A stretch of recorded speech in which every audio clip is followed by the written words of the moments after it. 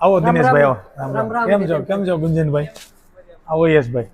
હા દિનેશભાઈ, તમે અહીંયા અમારી કંપનીમાં આવ્યા તો કેવી રીતનો કોન્ટેક્ટ કર્યો કે આપણે આટોમાઇઝમાં જાય અને ત્યાં મળી? જતીનભાઈ, એવું છે કે મારો સન અને મારો જમાઈ બે બી મિકેનિકલ છે. શું વાત છે? હા. અને હું જોબ કરું છું, એટલે મને એક વિચાર આવ્યો કે આપણા છોકરાઓને આપણે જોબ નથી કરાવી. આજે હું જોબ કરું છું હા, તો હું મારા પૂરતી જ છે. આજે હું ધારો કે ઇન્ચાર્જ હોઉં કે મેનેજર હોઉં કે જે હોઉં તે મારી પોસ્ટ એ જ રહેવાની છે. મારી જગ્યાએ હું મારા સનને બેસાડી નથી શકતો.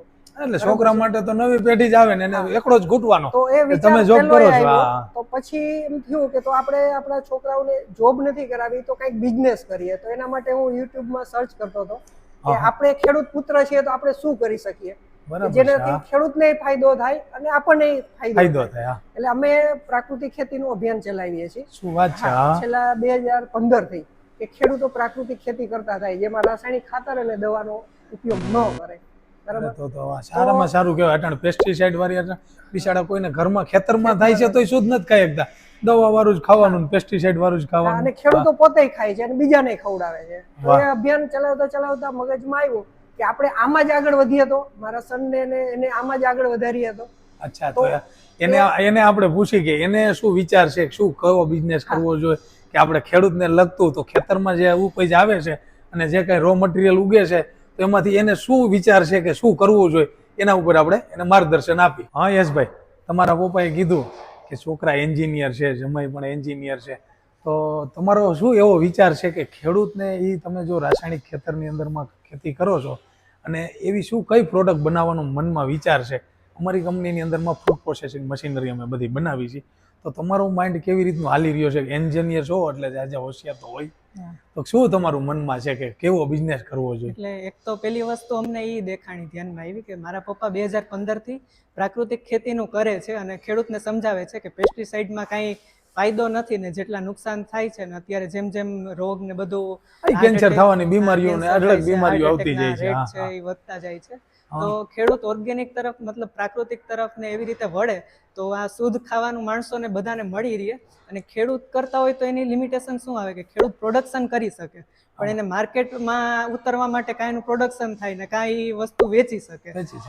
મને એક એવી રીતના વિચાર આવ્યો, હું પપ્પા સાથે બધા પ્રોગ્રામમાં સાથે જાઉં એટલે મને એવી રીતના થયું કે શું આપણે જ એવી રીતના કરી શકીએ કે ખેડૂતની વસ્તુ આપણે લઈ અને એ જ વેલ્યુ એડિશન કરીને માર્કેટમાં વેચી તો ચોખ્ખું ખાવાવાળાય છે, લેવાવાળાય છે અને ખેડૂતને પ્રોત્સાહન મળે કે ભાઈ અમે વસ્તુ આજે બનાવી છે પ્રાકૃતિકની તો અમારી પાસેથી કોઈ લેવાવાળું છે, હા એની ઇન્કમ વધે અને એમને પ્રોત્સાહન મળે કે પ્રાકૃતિક કરશું. અત્યારે પ્રાકૃતિક કાર્યમાં શું થાય છે કે ખેડૂત બનાવે છે પણ પ્રાકૃતિક લેવા માટે એનો ભાવ થોડોક વધી જાય ને બધા ઈ લેવા માટે ઈ પોસિબલ ના થાય. ટૂંકમાં એ બધા માટે પોસિબલ ના થાય. ના, એ જરૂરી છે, પોસિબલ જ કરવું પડે, કારણ કે દવામાં હોસ્પિટલમાં પૈસા અઢળક નાખશે અને જો આ પેસ્ટિસાઇડ મુક્ત જો ખાના પીવાનું કરશે એના માટે તો સારું જ છે ને.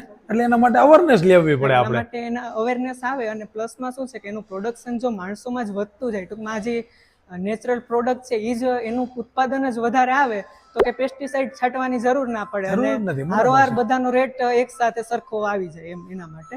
એટલે આ બધું અમે જોતા ધ્યાનમાં અમને આવ્યું કે એક આપણે લોટ છે, પછી મસાલા છે, પછી દાળ છે, હવે ખાવાની જરૂર કોને નથી પડવાની?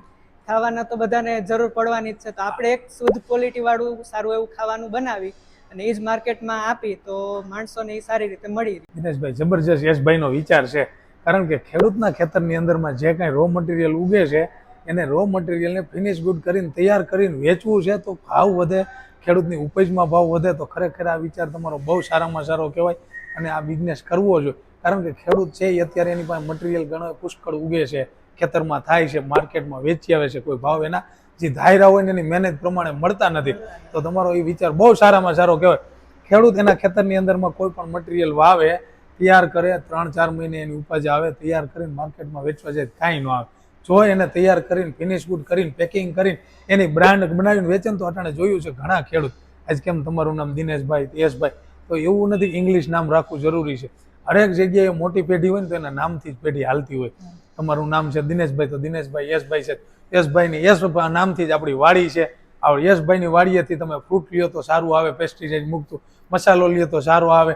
મસાલા આપણા ખેતરની અંદરમાં કેટલા પ્રકારના થાય છે, હળદર, મરચું, ધાણા, જીરું, એવું ગણતરી કરો ને, સાનો મસાલો, દૂધનો મસાલો, બધી જ વસ્તુ ખેતરમાં થાય છે. આપણા દેશની અંદરમાં અંગ્રેજો જ્યારે આવ્યા ને ત્યારે એ જડીબુટીના નામથી આવ્યા હતા.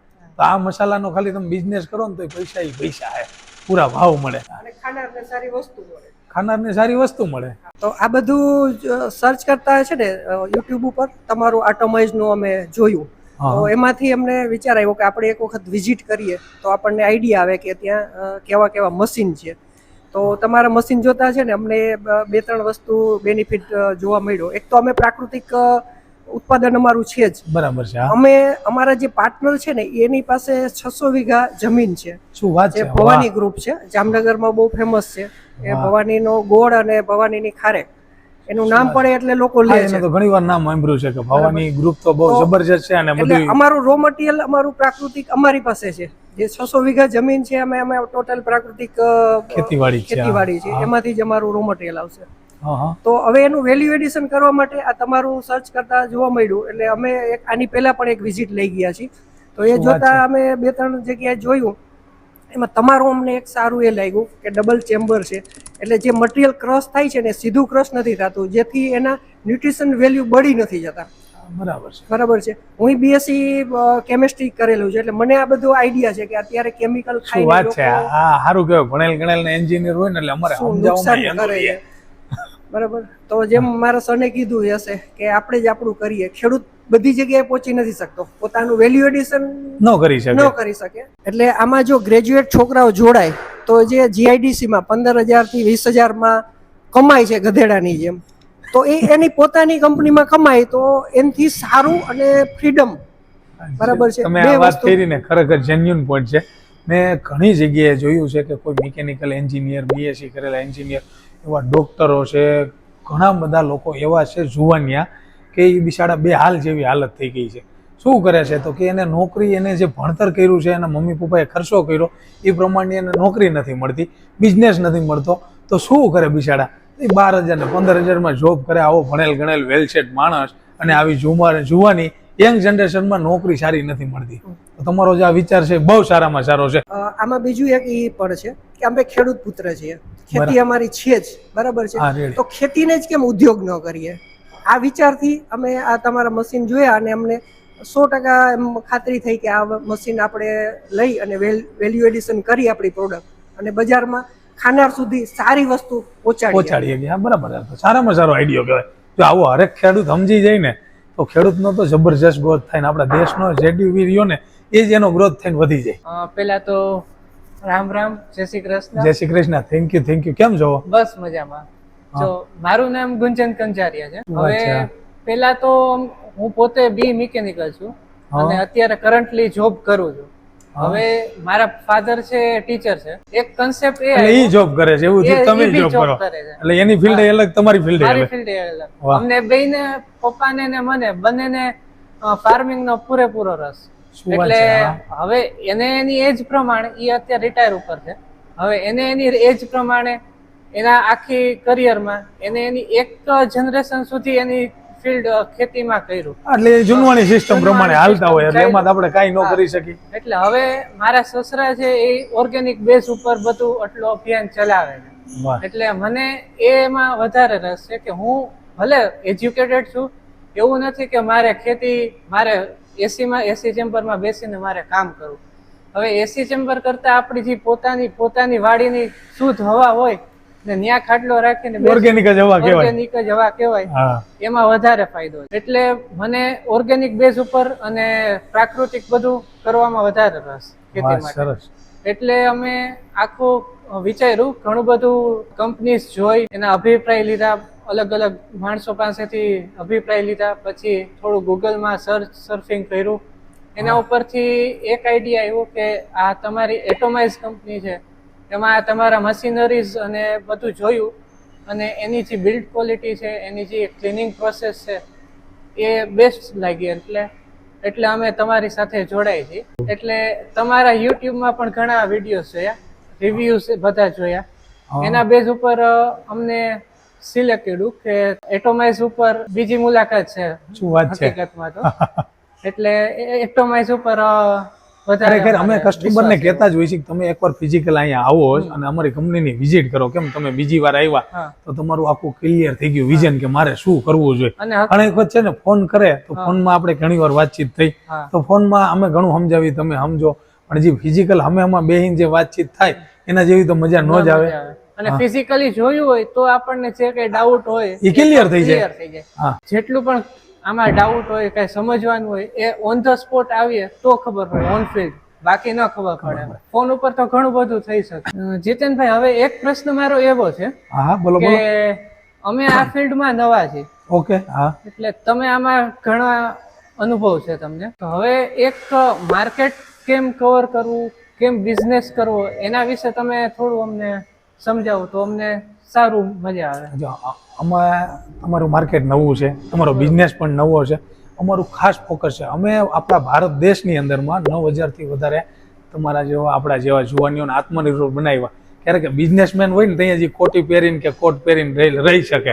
એટલે આજે તમારું આ વિઝન છે એટલા માટે તમને કહું છું કે અમે હરેક જુવાની આપણા જેવા હોય ભણેલા ગણેલા છે અને જો એને બિઝનેસ કરવો છે તેની આવડત પ્રમાણે અમારી જવાબદારી રહે છે. એટલે અમારી આટોમેટની પૂરી ટીમ છે કે તમારા બિઝનેસની અંદરમાં તમારી જગ્યા ઉપર તમારે કેવી રીતનું માર્કેટિંગ કરવું જોઈએ, કેવી રીતનું બ્રાન્ડિંગ કરવું જોઈએ, કેવી રીતની ફેસબુકની અંદરમાં એડ કરવી જોઈએ, ફેસબુકમાં કેવું પેજ બનાવવું જોઈએ, ઇન્સ્ટાગ્રામમાં કેવું પેજ બનાવવું જોઈએ અને કેવી પ્રોડક્ટ બનાવવું જોઈએ. તો પ્રોડક્ટનું ખાસ સૌથી માયને એ વસ્તુ છે પેકેજિંગ કેવું કરવું જોઈએ. તો એની પણ ડિઝાઇન અમે કરી દઈએ. તમારે પેકેજિંગ કેમ કરવું છે એનું પણ ડિઝાઇન અમે કરી દઈએ. અને તમારા માર્કેટમાં કઈ જગ્યાએ મારે વેચવો છે તો એનું પણ માર્કેટિંગ અમે કરી દઈએ કે કેવી રીતનું. તો એના પૂરી ગાઈડલાઈન આપીએ. કારણ તમારે ઘણી વખત શું છે તમે જોતા છો ઘણા કન્સલ્ટન્ટ હોય મારો ચાર્જ આટલો થાય તમારો બિઝનેસ વધારવા માટે, અમે એ ફ્રી ઓફમાં કરી દઈએ છીએ. 1 રૂપિયો કોઈનો ચાર્જ લેતા નથી. કે તમારે બ્રાન્ડિંગ કરવું છે, માર્કેટિંગ કરવું છે, પેકેજિંગ કરવું છે કે સોશિયલ મીડિયામાં એડવર્ટાઇઝ કરવી છે કે ઓનલાઈન કરવી છે, ઓફલાઈન કરવી છે, કાંઈ પણ તમારે જે બિઝનેસ કરવો હોય ને